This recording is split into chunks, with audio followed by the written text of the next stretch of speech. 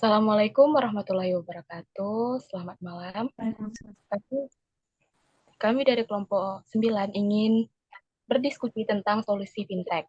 Yang mana solusi fintech ini merupakan solusi yang secara strategis membantu bank untuk mempertahankan perannya dalam layanan keuangan dan juga solusi yang berfokus pada membantu permainan, yang mana agar lebih efisien dan juga lebih baik. Nah, kita langsung ke materi yang pertama, itu tentang rewiring the deal, jalan ke depan untuk rantai pasokan B2B. Boleh slide-nya dipindahkan?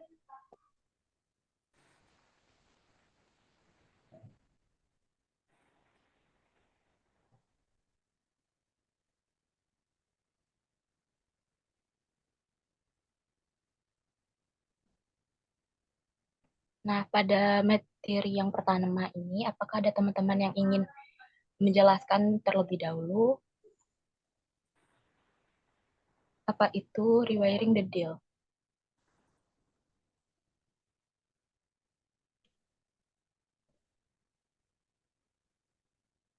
Jika belum ada, di sini saya akan menjelaskan sedikit tentang rewiring the deal ini. Rewiring the deal ini merupakan pembelajaran online dapat mencari dan juga mengamankan hampir semua hal yang dengan satu sentuhan tombol, dengan penjualan e-commerce dan juga bisnis to customer di pasar Amerika Serikat. Nah, yang mana ini sudah matang diperkirakan akan meningkatkan sebesar 18% pada tahun 2015. Yang mana serta pengalaman solusi transaksi baru seperti Apple Pay. Baiklah, apakah dari teman-teman ada yang ingin menambahkan?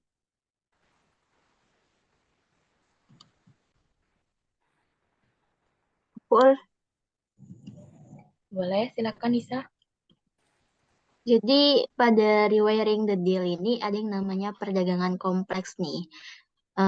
Sebelumnya B2B atau business to business ini merupakan suatu transaksi yang dikenal itu sebagai transaksi bisnis yang terjadi antar suatu perusahaan. Nah, janji dari jaringan B2B ini adalah untuk otomatisasi, efisiensi, dan transparansi untuk arus pembelian ke pembayaran atau peer-to-peer dan pesanan ke uang. Nah, ini membantu menghilangkan beberapa tenaga kerja manual yang diperlukan. Dalam beberapa tahun terakhir, layanan B2B ini mulai bertransisi ke cloud dan menawarkan aplikasi seluler dengan cara untuk memastikan bisnis mereka agar bisa diskalakan dan dilengkapi dengan lebih baik untuk memantau data secara real time. Nah, menyelesaikan transaksi B2B atau business to business ini enggak mudah sebenarnya. Peraturan perpajakan ikut berperan juga, serta harga barang bisa berubah secara dramatis dari satu hari ke hari yang lainnya. Atau tunduk pada diskon volume, penawaran khusus, dan banyak lagi nih. Pengiriman juga menambah kerumitan lebih lanjut nih, karena banyaknya variasi produk yang terlibat. Ada juga geografi yang perlu dipertimbangkan dalam transaksi ini, dan penyebaran rantai pasokan memperkenalkan masalah yang lebih lanjut juga nih seputar zona waktu, jarak pengiriman, dokumentasi, adanya bea cukai, dan ketidakkonsistenan budaya dalam cara bisnis.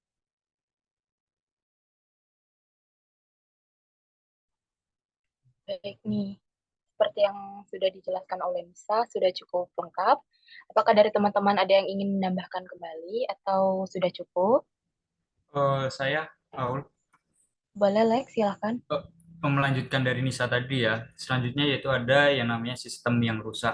Sebenarnya akar permasalahan pembayaran terletak pada sistem yang masih kuno yang ditawarkan oleh bank sebagai metode pembayaran B2B. Beberapa kelemahan yang membuat layanan perbankan saat ini menjadi usang dalam ekonomi adalah model perbankan yang tidak terstandarisasi di seluruh dunia. Kemudian struktur organisasi yang terfragmentasi yang mengganggu visibilitas pelanggan.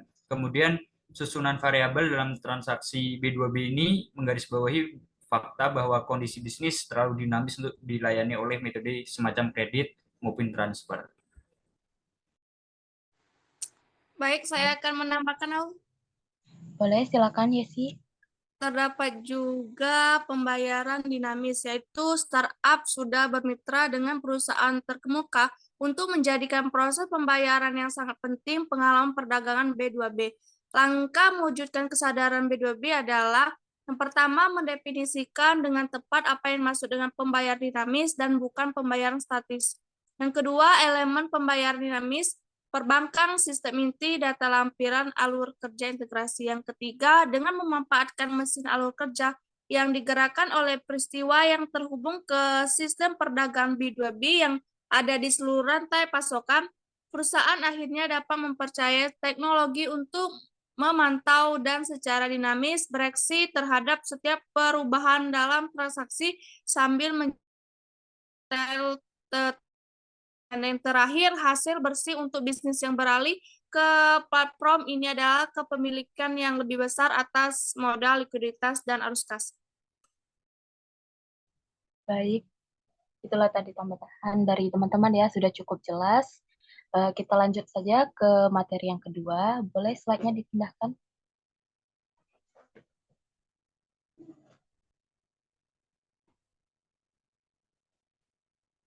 Nah, pada yang materi kedua ini merupakan inovasi pembayaran dan juga point of sales. Yang mana pada zaman dulu, itu orang memahami bahwa yang menghubungkan dunia adalah lautan. Laut mungkin memungkinkan arus barang, perdagangan, dan juga informasi. Yang mana lautan adalah internet pertama, dan juga hari ini kita mengalami momen yang hampir sama.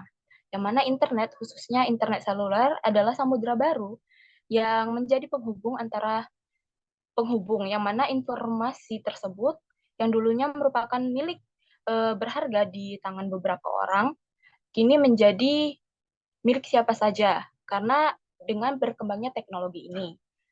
Apakah dari teman-teman ada yang ingin menambahkan lagi? Saya. Baik, silakan Kinan. Jadi melanjutkan dari yang lalu sampaikan tadi, teknologi saat ini telah memungkinkan hubungan jenis apapun, baik pedagang ke orang, merek ke orang, maupun orang ke orang untuk dimulai di dunia digital.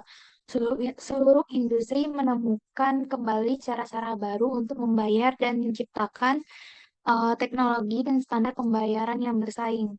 Pelanggan tidak memiliki masalah dengan pembayaran.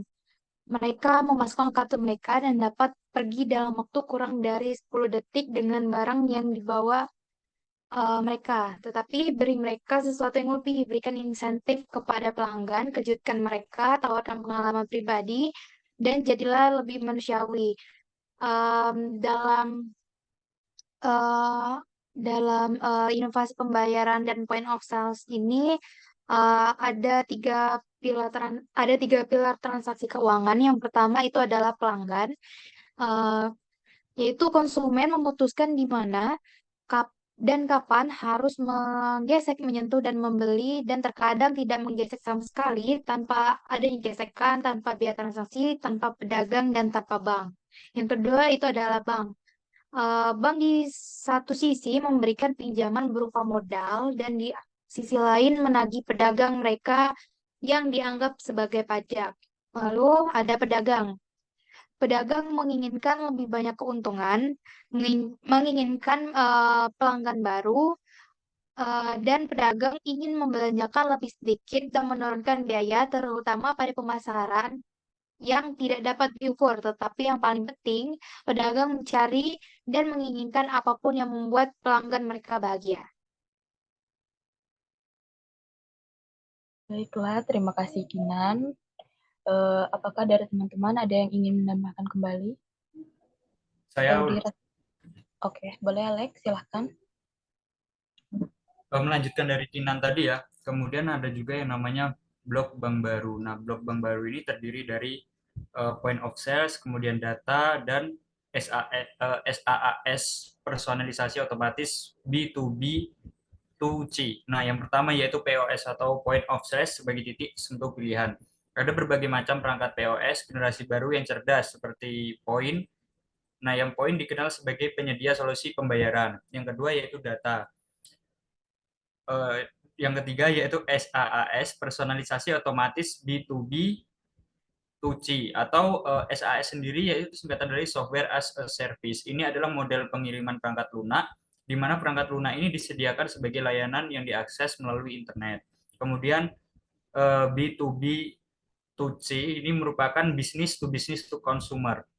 Model bisnis ini melibatkan tiga pihak, yaitu perusahaan sebagai penyedia produk atau layanan kepada perusahaan tersebut, kemudian konsumen yang akhirnya menggunakan produk atau layanan tersebut. Jadi software as a service, personalisasi otomatis B2B 2C ini untuk pedagang dan konsumen mengacu pada solusi perangkat lunak berbasis SaaS yang dirancang untuk membantu pedagang dalam konteks business to consumer. Baik, terima kasih Alep dan Kinan. Penjelasannya sudah cukup lengkap. Kita langsung lihat saja ke materi yang ketiga.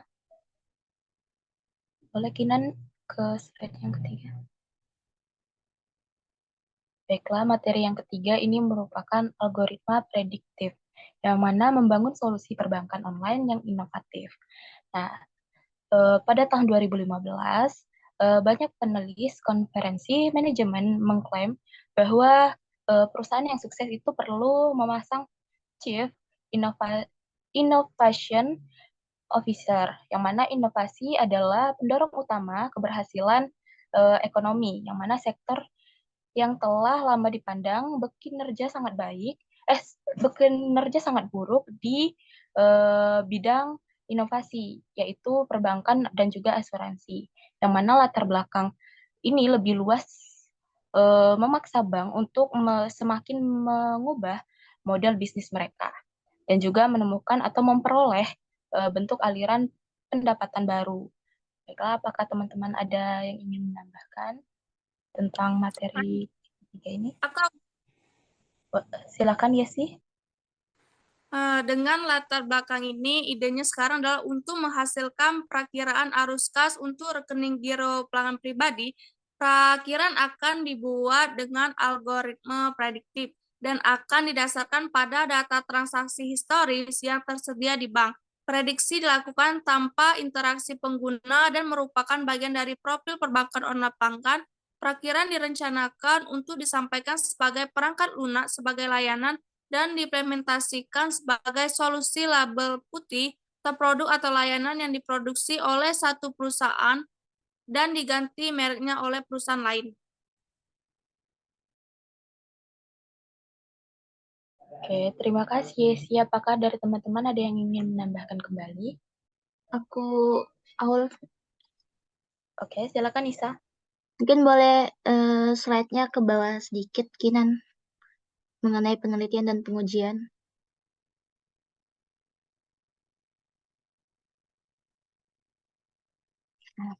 Jadi dalam algoritma itu ada namanya penelitian dan pengujian nih. Nah, algoritma itu algoritma prediktif diuji pada data transaksi historis atau transaksi sejarah yang sebelumnya selama 7 tahun nih. Secara bertahap, 2 tahun masukkan diproses dan perakiraan yang dihasilkan dibandingkan dengan data yang sebenarnya. Hasil yang ditunjukkan pada gambar, bisa teman-teman lihat tuh, ada gambar yang bergelombang itu berasal dari perhitungan model standar atau statistik pesanan. Nah, hasilnya menunjukkan bahwa perakiraan melebihkan tren negatif atau positif nih. Hal ini bisa diperbaiki lebih lanjut dengan menggunakan perakiraan tertimbang. Selain itu juga pikiran tentang bisnis dan integrasi. Nah, bicara tentang integrasi ke dalam perbankan online, ini bisa bermacam-macam. Contohnya itu seperti struktur harga, struktur penetapan harga, ini bisa mengikuti model software as a service. Biasanya seperti biaya di muka dibayarkan untuk pemasangan sistem, adanya biaya provisi bulanan atau triwulan yang bisa ditetapkan. Kemudian memastikan juga perjanjian tingkat layanan dasar dan biaya infrastruktur, menghitung semua permintaan dan yang ditargetkan ke server prediksi dan menagih secara konstan. Baik, terima kasih Nisa. Apakah dari teman-teman ada yang ingin menambahkan kembali atau sudah cukup? Jika dirasa sudah cukup, kita lanjut ke materi yang keempat.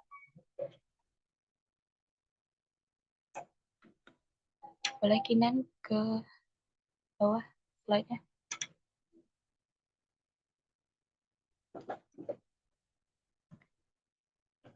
Baiklah, kita masuk ke materi yang keempat, yaitu Big Data adalah landasan sistem kepatuhan regulasi.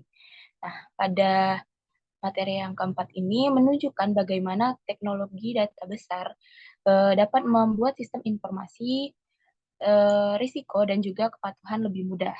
Yang mana ini juga menjelaskan bagaimana teknologi mengubah kendala menjadi peluang bisnis.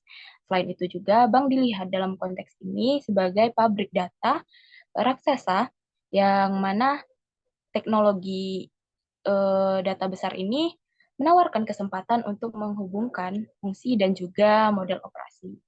Baiklah, apakah teman-teman ada yang ingin menambahkan? Dipersilahkan. Saya Baik, silakan Alex. dalam big data ini ada beberapa poin ya yang perlu diperhatikan. Yang pertama yaitu pada bank implementasi big data ini masih terlalu lambat. Mengapa?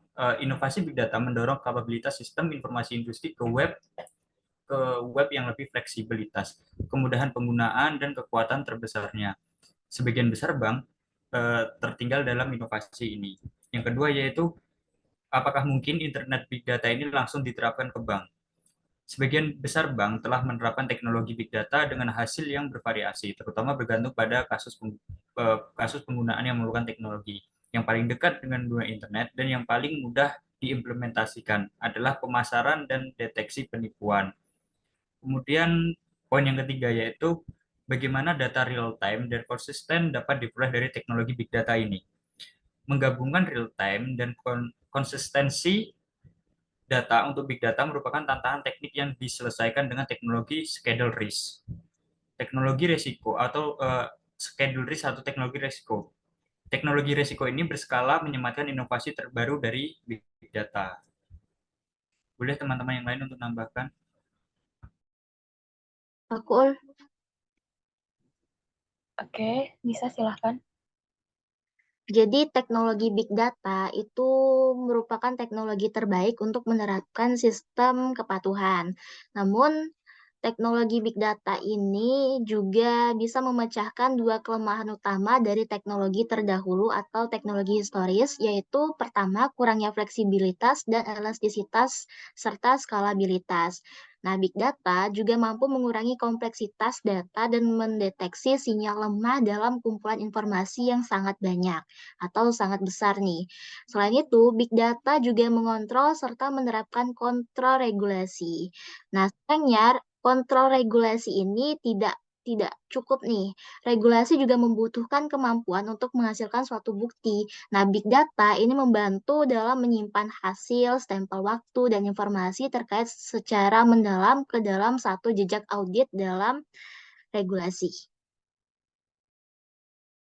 Baik, terima kasih Nisa dan juga Alek. Apakah dari Yesi atau Kinan ingin menambahkan kembali atau tidak? Cukup. Baik, kita langsung ke materi yang kelima. Boleh slide-nya?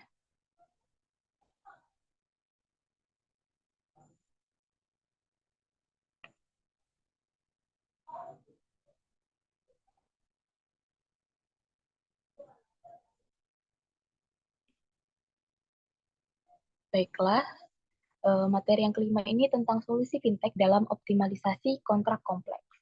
Nah, dalam dunia yang semakin diatur dan kompetitif ini, lembaga keuangan berkewajiban untuk sepenuhnya memahami kontrak kompleks, yang mana ada dengan klien mereka, dan juga fenomena big data adalah tentang melihat dan memahami hubungan antara memahami hubungan dalam data tidak terstruktur dan juga terstruktur, yang mana big data ini beroperasi melalui kumpulan data yang komprehensif dan juga kekacauan. Baiklah, apakah teman-teman ada yang ingin menambahkan? Silahkan Kinan. Jadi melanjutkan dari apa yang sudah aku sampaikan, pendekatan fintech itu sendiri merupakan penerapan model komputasi baru, menerapkan kemampuan interpretatif yang belajar dari data dan panduan manusia, beradaptasi dari waktu ke waktu saat pengetahuan baru diperoleh. Beberapa teknik yang bisa digunakan sebagai solusi atau efek yang baik yaitu adalah korelasi pada intinya. Ini menghitung hubungan statistik antara nilai data, validasi, kritik yang baik, umpan balik positif, dan infrastruktur.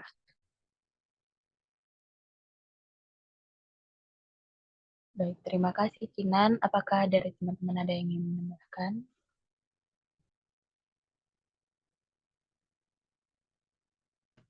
Atau dirasa sudah cukup?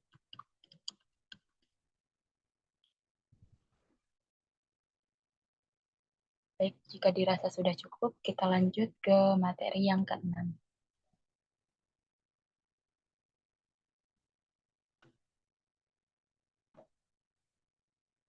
Baiklah, pada materi ke-6 yaitu tentang biometrik perilaku era keamanan baru. Nah, bank sedang berjuang melawan kecepatan pertumbuhan dan juga inovasi yang luar biasa yang didorong oleh kemajuan teknologi. Yang mana bank berusaha untuk menyeimbangkan segitiga privasi, kenyamanan, dan juga keamanan yang sangat penting. Yang mana mereka harus mengubah cara pikir mereka tentang keamanan. Biometrik telah melangkah sebagai solusi potensial untuk masalah ini, yang mana dari perspektif teknologi, proses verifikasi orang berdasarkan karakteristik fisiknya yang telah berkembang sejak munculnya sistem komputer di paruh kedua abad ke-20. Baiklah, apakah dari teman-teman ada yang ingin menambahkan? Aku. Baik, silakan Yesi. Biometrik perilaku sendiri sangat cocok untuk seluler berkat aliran data yang berkelanjutan yang dapat dikumpulkan melalui banyak sensor pada ponsel cerdas. Dengan mempertimbangkan ponsel cerdas, teknologi ini sangat cocok untuk mengautentikasi pembayaran seluler. Keamanan saja tidak akan pernah menjadi faktor pendorong yang mendorong nasabah untuk memilih satu bank daripada yang lain. Oleh karena itu, hal ini tidak boleh dilihat sebagai titik persaingan, tetapi sebagai dasar-dasar untuk menjalankan layanan yang andal dan menjaga pelanggan. Baik, terima kasih Yesi. Apakah dari teman-teman ada yang ingin menambahkan kembali?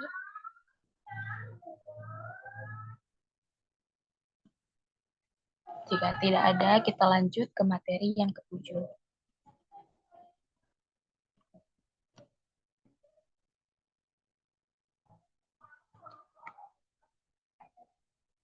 Materi yang ke-7 ini merupakan analisis teks sangat cepat dalam strategi perdagangan.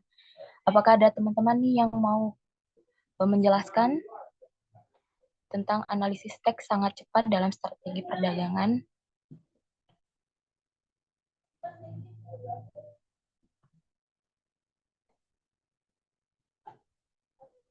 Aku. Oke, silakan Nisa. Jadi kan tadi mengenai analisis teks nih. Dasar-dasar dalam menganalisis teks itu yang pertama, perspektif keuangan dan ekonomi memerlukan juga analisis terfokus. Selain itu juga dalam menganalisis teks yang dapat dijalankan dalam analisis teks ini bisa dijalankan dalam milidetik. Oleh karena itu, perangkat lunak pun diharapkan bisa mendukung untuk meningkatkan analisis dan mengurangi waktu dalam pengeksekusian. Selain itu juga nih, nah, ada aplikasi untuk analisis teks otomatis. Aplikasi ini digunakan untuk mengurangi atau pengurangan informasi dan identifikasi dengan memanfaatkan langsung informasi yang diberikan saat itu juga.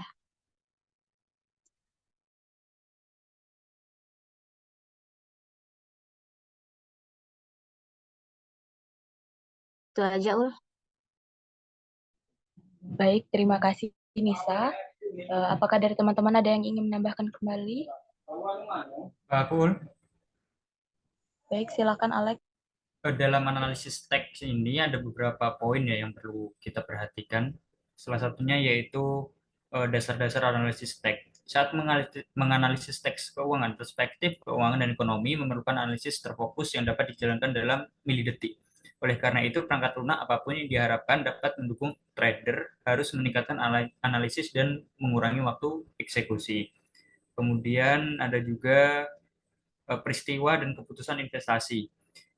Peristiwa politik, peristiwa bisnis seperti merger keuangan, CEO yang mundur diri, atau bahkan bencana alam, semua ini perlu dikategorikan. Dengan menggunakan informasi ini, pedagang dapat segera diperingatkan atau diberitahu jika suatu peristiwa terjadi atau menimbulkan risiko tinggi terhadap investasi mereka. Kemudian ada juga aplikasi untuk analisis teks otomatis. Aplikasi untuk pengurangan informasi dan identifikasi adalah dengan memanfaatkan langsung informasi yang diberikan secara secepat mungkin.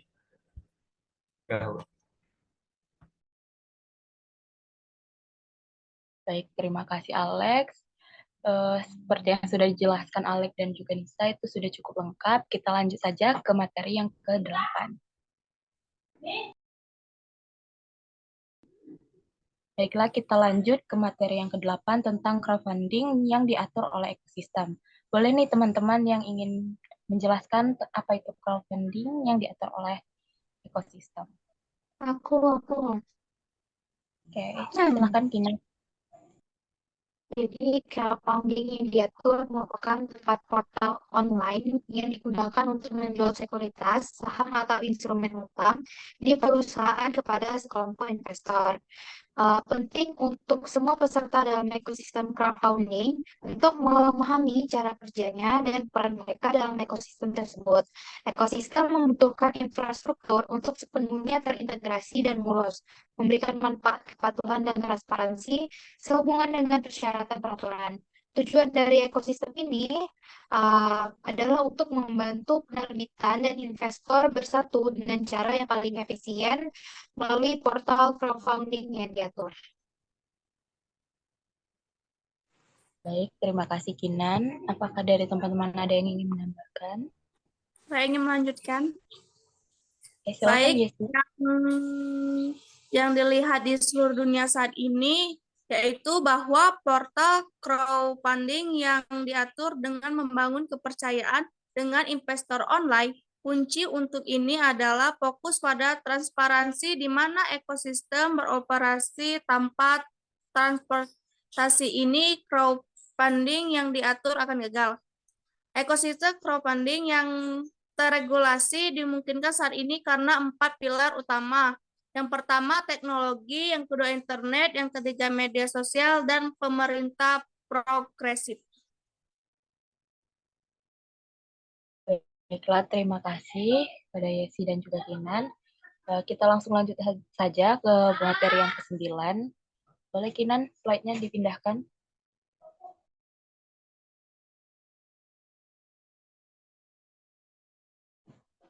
Baiklah, materi yang ke-9 yaitu tentang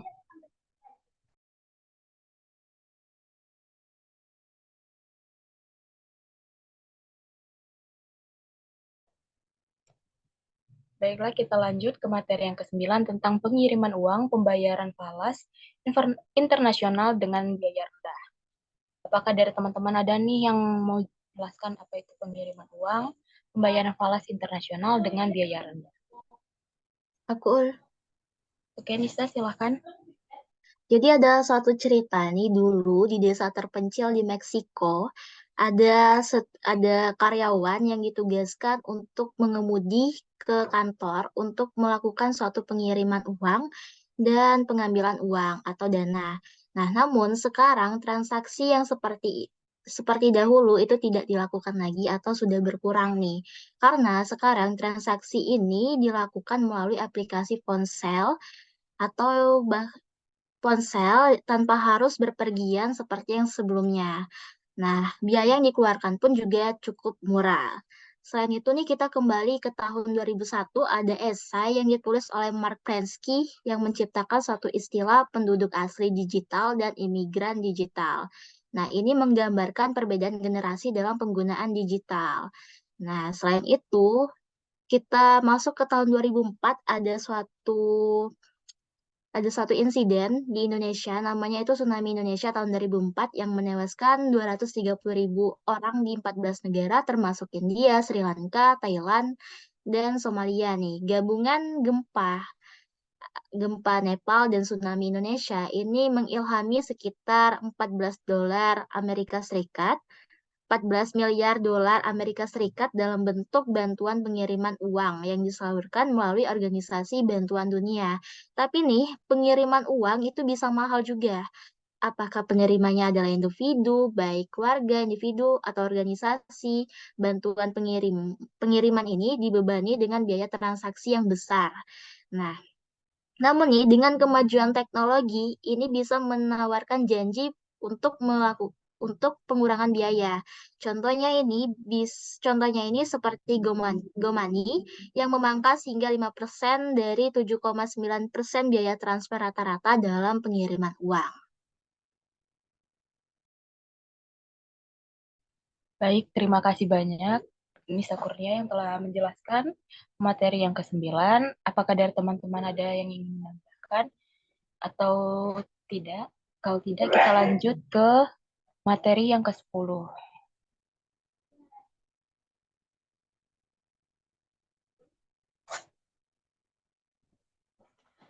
Sepertinya tidak ada teman-teman yang ingin menambahkan. Kita lanjut saja ke materi yang ke-10. Boleh slide-nya?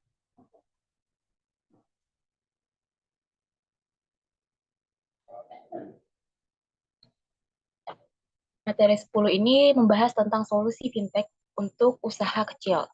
Nah, di sini saya akan menjelaskan sedikit. Di Afrika, fintech membantu orang yang tidak memiliki rekening bank melakukan transaksi dengan cara yang aman dan juga nyaman. Selain di Afrika, juga terdapat di Hong Kong dan juga Singapura yang membangun ekonomi, perdagangan, dan jasa yang seperti startup, bootcamp, fintech diluncurkan di Singapura. Apakah dari teman-teman ada yang ingin menambahkan? Saya Ul. Oke, silakan Alex. Oke, baik. Melanjutkan dari yang awal tadi ya. Kemudian ada beberapa poin penting lagi yang mendasari fintech ini sebagai solusi bagi usaha kecil. Usaha kecil dan menengah (UKM) atau kalau di Indonesia lebih dikenal dengan UMKM merupakan penerima manfaat utama dari startup karena mereka bersedia mencoba alat-alat baru yang akan berdampak nyata pada bisnis mereka. Kemudian yang kedua, meskipun UMKM ini atau UKM ini memiliki arus kas yang baik, mereka mungkin masih memerlukan pinjaman untuk modal atau ekspansi. Maula adalah platform pinjaman alternatif berbasis data untuk UKM di Australia. Jadi Australia ini punya platform pinjaman alternatif namanya Maula. Kalau di Indonesia misalnya ada Kredivo, Shopee PayLater dan lain sebagainya. Nah, Maula ini menyediakan pendanaan cepat dan sederhana berdasarkan data transaksi UKM dan profil perusahaan. Kemudian ada juga konteks penggunaan. Nah, konteks penggunaan ini adalah sesuatu yang sangat penting untuk alat-alat UMKM. Konteks penggunaan UKM dan pelanggan harus dikemas dalam solusi pembayaran fintech yang baik, menyediakan opsi pembayaran yang sesuai dengan bisnis, pelanggan, dan transaksi. Fintech memberikan UKM alat yang mereka butuhkan untuk memiliki fleksibilitas pembayaran sehingga mereka dapat menerima pembayaran dan kembali bekerja. Terima kasih. Terima kasih, Alex. Apakah dari teman-teman ada yang ingin menambahkan kembali?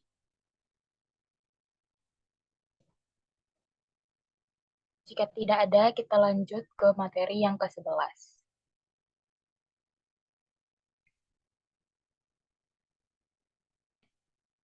Materi yang ke-11 ini merupakan solusi pembayaran termasuk Apple Pay.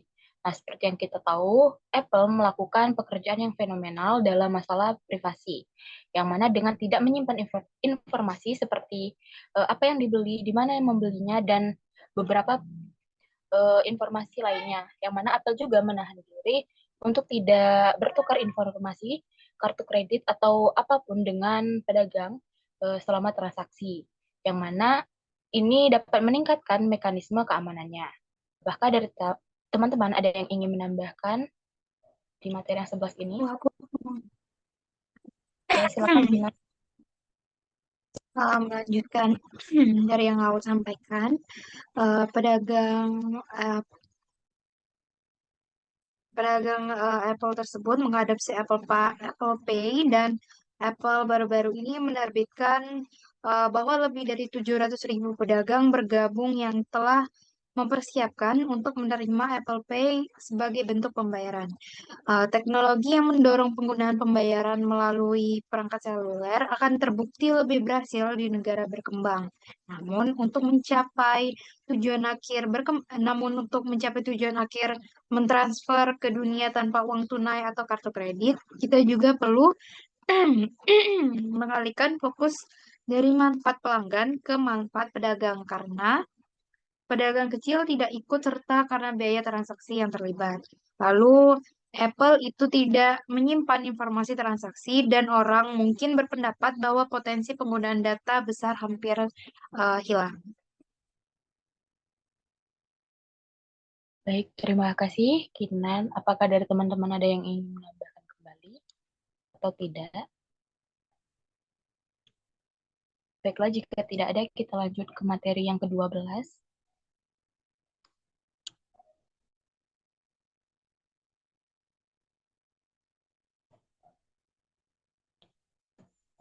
Materi ke-12 ini merupakan solusi fintech menguntungkan sektor lain. Nah, The Tulip Bulb mania yang sering dikutip pada tahun 1637 memungkinkan spekulasi harga di masa depan, yang mana melalui kontrak forward dan juga kontrak future, yang mana tidak ada yang lebih jelas daripada menggabungkan turunan dengan infrastruktur cloud dan juga iklan online, yang mana pasar infrastruktur cloud juga disebut sebagai pasar infrastruktur sebagai layanan adalah komputasi infrastruktur yang digunakan untuk menjalankan aplikasi internet. Apakah dari teman-teman ada yang ingin menambahkan? Aku Aul. Baik, silakan Alex. Kasus penggunaan dari sudut pandang situs web merupakan menggabungkan pasar berjangka dan pasar spot menjadi sistem manajemen hasil yang lebih baik. Dengan menggunakan harga berjangka dan spot, mereka dapat membuat algoritma yang mengalokasikan slot iklan antara pasar berjangka dan pasar spot untuk memaksimalkan pendapatan. Kemudian dari sudut pandang lindung nilai, dana yang diperdagangkan di bursa berbasis indeks dapat menjadi alat lindung nilai yang berguna.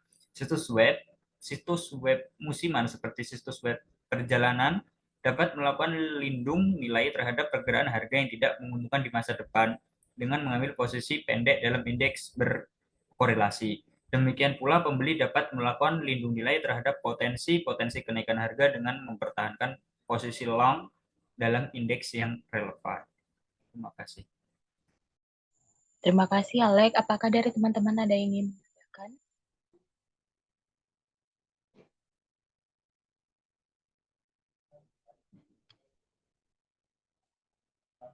Jika tidak ada, kita lanjut aja ke materi yang ke-13.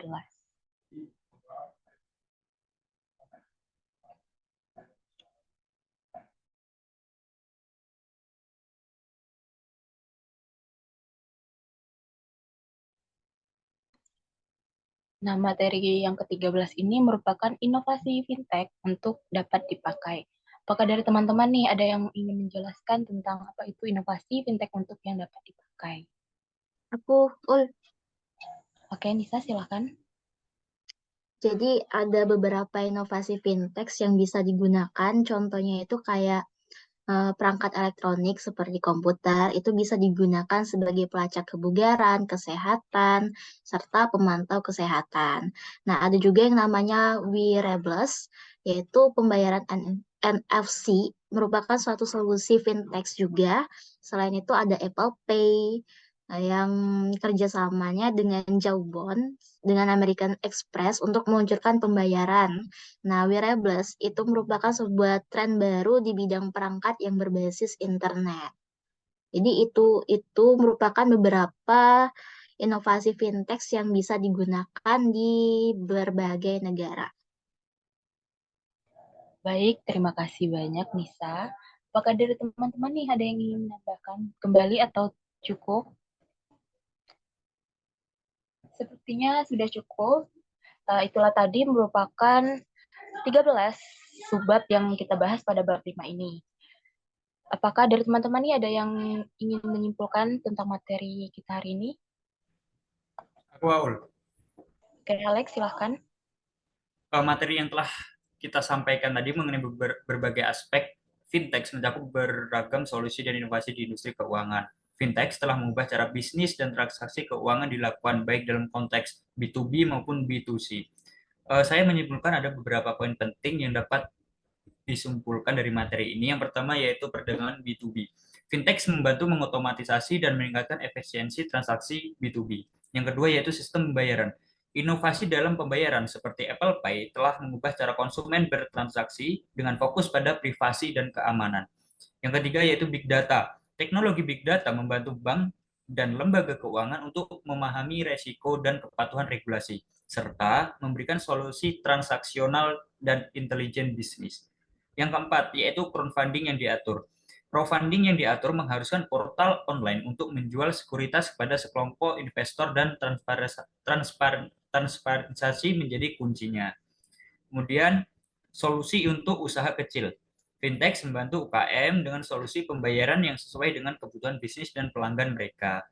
Kemudian yang terakhir, biometrik perilaku. Teknologi biometrik ini digunakan untuk mengamankan transaksi khususnya dalam pembayaran seluler.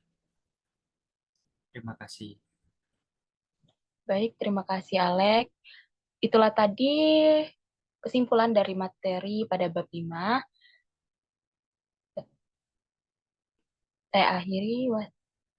Dengan begitu berakhir sudah diskusi kelompok 9 pada hari ini. Wassalamualaikum warahmatullahi wabarakatuh.